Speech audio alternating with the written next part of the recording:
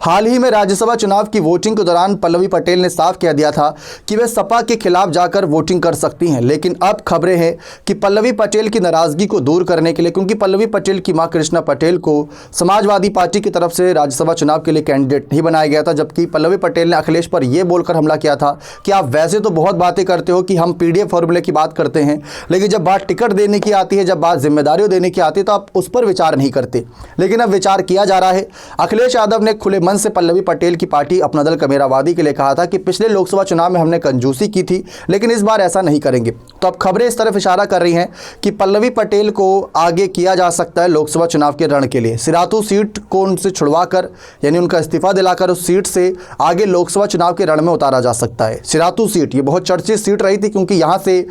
उत्तर प्रदेश राज्य के deputy CM Keshav Prasad Maurya चुनाव लड़े थे और हार गए थे। हार के बाद केशव प्रसाद मौर्य ने कहा था कि उनको पूरे राज्य भर में चुनाव प्रचार प्रसार करना था, इसी वजह से वो सिराथू में कम एक्टिव थे और जनता ने वहां पर पल्लवी पटेल को अपना समर्थन दे दिया था। अब बात आती है कि पल्लवी पटेल को अगर अखिलेश यादव लोकसभा चुनाव के रण में उतारते हैं तो किस सीट से उतार सकते हैं।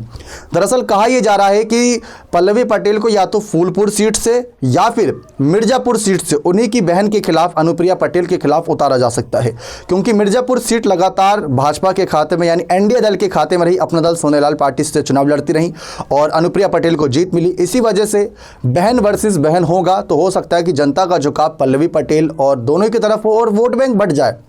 तो किसी तीसरे की जीत हो जाए या पल्लवी पटेल बाजी मार जाए, कुछ कहना बहुत मुश्किल है। लेकिन फूलपुर सीट और मिर्जापुर सीट को लेकर समीकरण बन रहे थे और यहाँ पर तक खबरें थी कि कृष्णा पटेल को, यानी जो पल्लवी पटेल की मां है, उनको विधान परिषद यानी एमएलसी बनाने पर विचार किया जा रहा है अखिलेश के द्वारा, ताकि पल्लवी पटेल की नाराजगी को दूर किया जा सके। क्योंकि हाल ही में देखने को मिला कि अखिलेश से नाराज होकर उनके साथियों ने साथ छोड़ा,